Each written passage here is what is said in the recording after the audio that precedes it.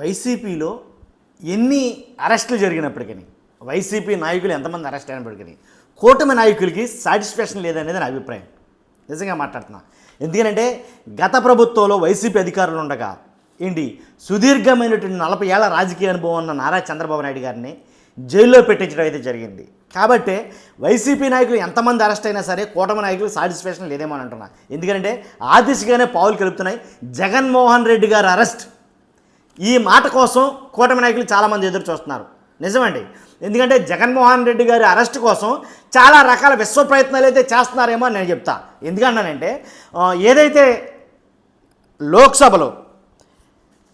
లోక్సభలో లావు శ్రీకృష్ణదేవరాయలు గారు మాట్లాడిన మాటలు మీరు వింటే కనుక అది నిజమే అని మీరేనా అంటారు.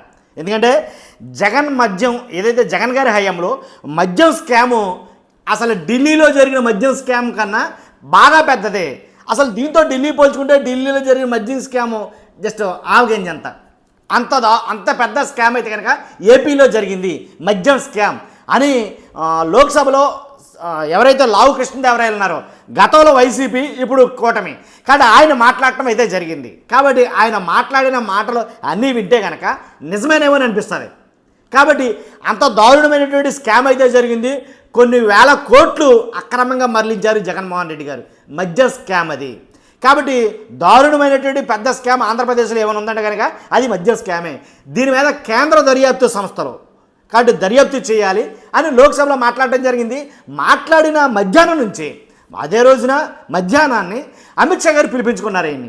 ఎవరిని? కృష్ణదేవరాయల్ని పిలిపించుకుని ఏంటి అసలు నువ్వేం మాట్లాడుతున్నావు, ఏంటి భారీ ఎత్తు స్కామ్ జరిగిందని, వేల కోట్ల స్కామ్ జరిగిందని, మద్యం స్కామ్ దీంతో పోల్చుకుంటే ఢిల్లీలో జరిగిన స్కామ్ కూడా నీటి బొట్టు అంతా అని అంటున్నావు కదా, ఏంటనేది మొత్తం వివరాలన్నీ ఆయన అడగడం జరిగింది. కాబట్టి ఆయనకి శ్రీకృష్ణదేవరాయలు ఏం చెప్పారు, అసలు లోక్సభలో ఏం మాట్లాడారు అనేది వివరంగా చెప్తాను.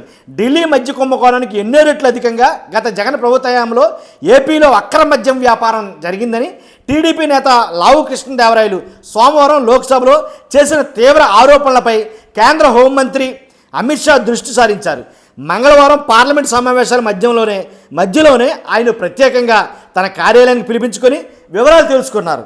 అంతేకాదు ఏపీ కుంభకోణంతో పోల్చితే ఢిల్లీ కుంభకోణం నీటి బొట్టు అంతేనని ఈ సందర్భంగా లావు కృష్ణదేవరాయలు ఆయన వివరించాడు. కానీ సంబంధిత కీలక పత్రాలను కూడా అందజేశారు. ఆ కీలక పత్రాలు ఏంటనేది చాలామందికి తెలియదు. ఆ కీలక పత్రాల్లోనే కీలకమైన అంశాలు దాగున్నాయనేది లావు కృష్ణదేవరాయలు చెప్తున్న మాట. దీని ద్వారానే ఎక్కువగా అంటే 100% మెయిన్ ఎవరంటే కనుక టార్గెటెడ్ జగన్మోహన్ రెడ్డి గారు అని లావు కృష్ణదేవరాయలు చేస్తున్నటువంటి ఆరోపణ.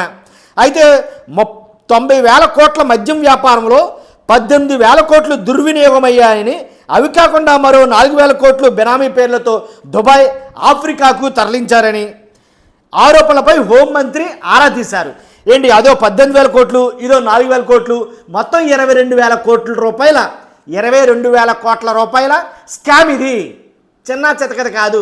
కాబట్టి ఈ స్కామ్లో 4,000 కోట్లు ఆఫ్రికాకు, దుబాయ్కి ఆల్రెడీ తరలించేసరే జరిగిపోయినాయి. దానికి సంబంధించిన ఆధారాలు నా దగ్గర ఉన్నాయి అని ఆధారాలు అమిత్ షా గారికి చూపించడం అయితే జరిగిందంట.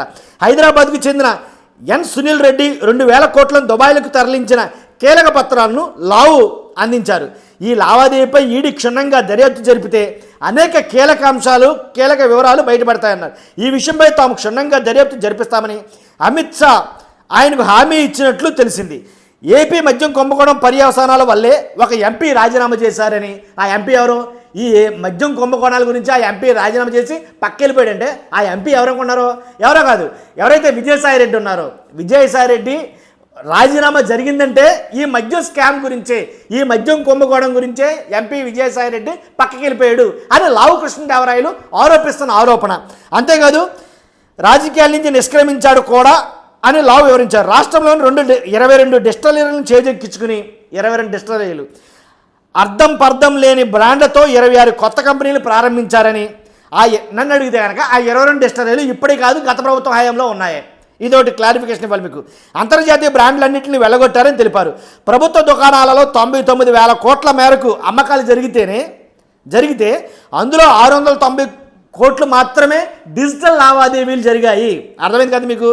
690 కోట్లు అంటే 99,000 కోట్లు లావాదేవీలు జరిగితే 699 కోట్లు మాత్రమే డిజిటల్ లావాదేవీలు ఆర్థికంగా జరిగాయని, మిగతా సొమ్ములు అత్యధికంగా భాగం జగన్ ఆయన అనునయులు కబళించారని వివరించారు. కాగా సోమవారం లోక్సభలో 2025-26 ఆర్థిక బిల్లుపై లావు శ్రీకృష్ణదేవరాయలు మాట్లాడుతూ జగన్ మద్యం కుంభకోణాన్ని వివరించారు. వైసీపీ ప్రభుత్వ హయాంలో 20 మంది ప్రైవేటు ఎమ్మెల్యేలను డిస్టిలరీలను అక్రమంగా ప్రభుత్వం నియంత్రణలో తీసుకుని 60% ఉత్పత్తి సామర్థ్యాన్ని కొత్తగా ఏర్పాటైన కంపెనీలకు అప్పగించారని ఆరోపించారు. 2019-24 మధ్య 38 కొత్త బ్రాండ్లను వైసీపీ ప్రభుత్వం ప్రవేశపెట్టిందని, అవన్నీ అధికార పార్టీ అనుబంధ వ్యాపారాలకు చెందినవని తెలిపారు. 26 కొత్త కంపెనీలు భారీ లాభాలు పొందాయని, 20,356 కోట్ల విలువైన మద్యం అమ్మకాలను గోప్యంగా నిర్వహించారని పేర్కొన్నారు. Andhra Pradesh state beverage corporation limited మద్యం సేకరణను పూర్తిగా నియంత్రించిందని, అధికార పార్టీ సహచర నియంత్రణలతో ఉన్న బ్రాండ్లకు మాత్రమే అనుకూలంగా వ్యవహరించిందని విమర్శించారు.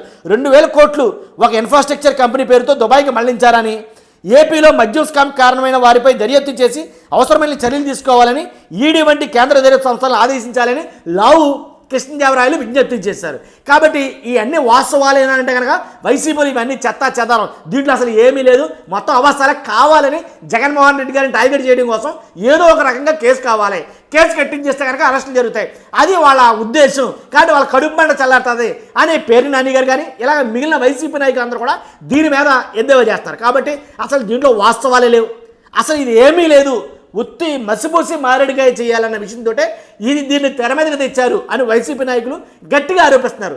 ఏమీ లేని అంటే పోలేందే నిప్పులేదా అన్నట్టుగా అని అనుకుంటారు. కాబట్టి ఏదో రకంగా మనం అంటించేస్తే బట్టకాల్చి వాళ్ళ మేదేస్తే అది సరిపోతుంది కదా అనే ఉద్దేశంతో వాళ్ళు ఉన్నారు అని వైసీపీ నాయకులు మాట్లాడుతున్న మాటలు. ఏదేమైతేనండి, రానున్న రోజుల్లో ఈ మద్యం స్కామ్ తోటి జగన్ గారిని అరెస్ట్ చేసినా ఆశ్చర్యపోవడం అవసరం.